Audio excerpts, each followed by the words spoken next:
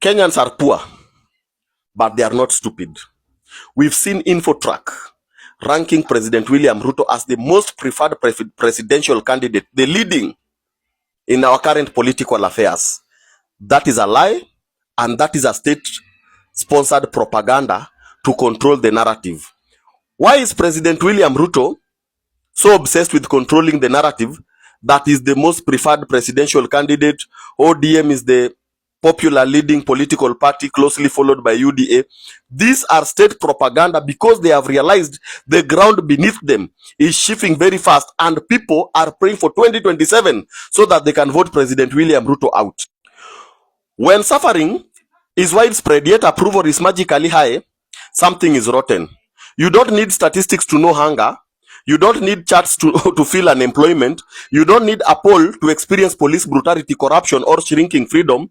This ranking by Infotraks are insults the intelligence of a population that lives the reality every day. They are propaganda in a lab coat, numbers weaponized to gaslight the public into doubting their own pain. President William Ruto, knowing very well he has lost the ground, is now very much obsessed trying to control the narrative and the perception that the country still loves him, is the most loved president. Kenya still adore him. He is the best. He will make Kenya Singapore. President William Ruto, you came with us with a hustler narrative, a narrative that never survived your first year in office. Bottom up never survived your second year in office.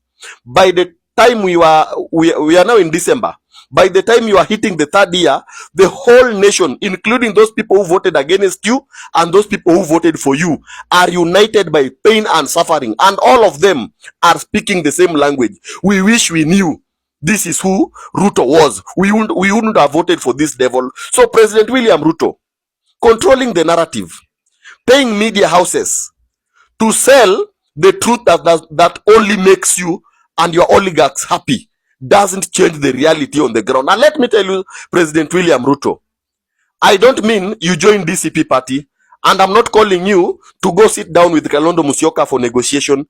Kalonzo Musyoka rejected your money. Kalonzo Musyoka rejected your offers. And now you are very bitter, calling Kalonzo Musyoka stupid, silly, wasted 40 years. But I want to tell you the truth.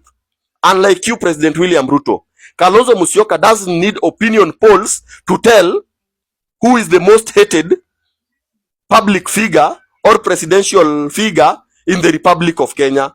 Kalonzo Musyoka doesn't need to go to the media to force them go present a cooked narrative on how many people want William Ruto gone today if elections are to be held tomorrow.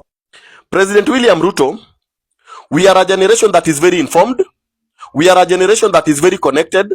And we are a generation that is unafraid and cannot be ruled by fake censors.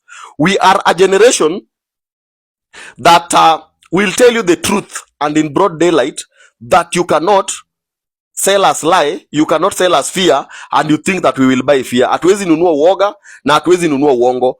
President William Ruto, let me tell you the truth. In a free, fair, transparent, credible, and verifiable election, you will lose today if elections are to be held tomorrow. And let us tell these people paid by PS Kipchumba Murkomen, by the CS Kipchumba Murkomen and PS Raymond Omolo, no poll can erase a lived experience. No ranking can silence empty pockets. No press release, no media briefing can rewrite hunger, debt, or even stolen future. President William Ruto, one term, and 2027, we are not repeating another mistake. And that mistake is you, President William Ruto. President William Ruto is out of options. And now is really struggling so hard to survive. And when you see Infotrak, Sijui Ipsos, Sinovate, and those Omena polls selling lies that President William Ruto is the most preferred presidential candidate, that is how power survives. They survive by flooding the airwaves with acceptance, by repeating a lie until resistance feels lonely, by branding dissent as fringe and obedience as popular. It is psychological occupation, not ballots, not debate. It is perception management, and the goal is simple. They want to make Kenyans feel isolated in their anger, so they stop resisting. We will not stop resisting because William Ruto, ukweli ya Mungu man, Ruto must go. by all means necessary. All these poll bodies, you see, selling narratives that make the president popular or his government friendly, or they are trying to sell President William Ruto as the best leader of our country. Understand, these wonderful people, that these polls are not measurements of truth. They are instruments of narrative control deployed by the state to normalize failure, sanitize betrayal, and to manufacture consent in a country choking on broken promises. Now, you people owning or controlling Infotrak, Ipsos Synovus alongside other Githeri poll organizations, go to Kenyatta National Hospital, go to Bagati National Hospital, go to Mama Lucy Hospital, and interrogate the patients and the staff working there. What is the current condition, welfare, and matters affecting patients and staffs working at those hospitals? If all the patients were to be given an open ballot box and asked, do they want Ruto as their president or Ruto gone? How many of them will say Ruto must go? Mushindwe na hizo uongo. President William Ruto, you are dealing with an informed generation.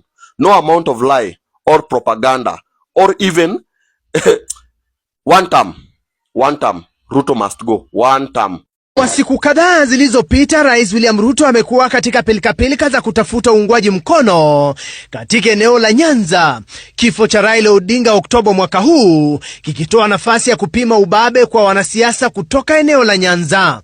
Katika utafiti wa Infotrak kwa hivi punde, mbunge wa Embakasi Babu Owino ana uungwaji mkono wa 33% kumrithi Odinga, huku kinara wa ODM na seneta wa Siaya Oburu Oginga akiwa wa pili na 10%, huku mwenyekiti wa kitaifa wa chama cha ODM na gavana wa Homa Bay Gladys Wanga akipata uungwaji mkono wa 8%. Hata hivyo, utafiti huo unaonyesha kuwa chama cha UDA kinazidi kuongeza umaarufu kikiwa na uungwaji mkono wa 23%, huku chungwa likizidi kumenywa na kuungwa mkono na 19% ya Wakenya waliohojiwa. Vyama vya DCP, Jubilee na Wiper vikiwa na uungwaji mkono wa chini ya 10%. Muungano wa Broad-Based unaungwa mkono na 32% ya Wakenya, huku upinzani ukiungwa mkono na 22%. Kundi la Kenya moja la Babu Owino, Ndindi Nyoro, Edwin Sifuna na Gathoni wa Mushomba wana uungwaji mkono wa 17%. Kwenye utafiti huo, Rais William Ruto ndiye mgombea wa urais mwenye uungwaji mkono mkubwa zaidi nchini kwenye uchaguzi wa mwaka wa 2027. Ruto ana 28%, huku Daktari Fred Matiang'i, Kalonzo Musyoka na Babu Owino wakifuata. Kulingana na utafiti huo, Wakenya wengi wataangazia gharama ya maisha watakapoelekea kupiga kura. Tume ya IEBC pia imewekwa kwenye mizani, huku 8% tu ya Wakenya wakisema wana imani na tume hiyo. Chepngeno texted me over the weekend demanding that I explain myself in regards to the statement I made earlier when I said Ruto is arguably the worst president of all time in the history of this nation. So Samuel Chepngeno, here are the few reasons why I believe your CIC could be the worst in history. Number one, the president does what is important to him, not what is important to the people. And the best example of this is the housing project that he's obsessed with. Literally no one asked the president for houses, neither before elections nor after, but he still insists on it. Now the second reason why the current CIC goes down as the worst, if he were to terminate his presidency as at now, I don't know if he can redeem himself moving forward, but either way, the second reason is corruption. JB Muturi the other day on Fixing the Nation exposed how Ruto had vested interest in the Adani deal, to the point that these guys were even trying to circumvent Treasury when $1 billion in the form of a grant was coming to Kenya. So that makes me wonder, why is $1 billion, which is around 139 billion Kenya shillings today based on the current exchange rate, that is money coming into this country in the form of a grant. You don't want it to pass through Treasury. Unaipitisha around the corners, inaenda wapi? Where is that money going? And if it doesn't go to Treasury, how can we track and know the usage of these finances? Top 3 most hated presidents in the world. Number 3 is William Ruto of Kenya. Now, I put him on my list of most feared presidents, and many Kenyans have reached out and said, no, let me correct you, Jacob. He isn't feared. He's just hated because he's a fucker. Okay? He's a terrible human being, suppressing all the bad media from Kenya about him so that he looks like he's this good person to the rest of the world. Most of the rest of the world doesn't even know who he is, but he is a corrupt, terrible, terrible person. He's been accused of offing protesters and kidnapping them from a June 25th protest. He's been accused of just destroying the Kenyan economy, giving over their airports to corrupt systems. He's been accused of hurting the farmers and making it illegal for them to grow certain crops unless they get a special sort of license, and all this garbage to make him just richer and more powerful. He's a terrible, terrible man. If you like this list and want more about other nonsense, follow me. Leave me a comment with your thoughts on William Ruto. Also follow my wife, Samantha. Number 2 through 1 is also William. The most what? The most what? Where? News. Number 2 tena alikuwa anasema William Ruto. Number 1 angemalizia Kaongo. News. If you know, you know. Aluta. Anyway, documentary ishafika mbali.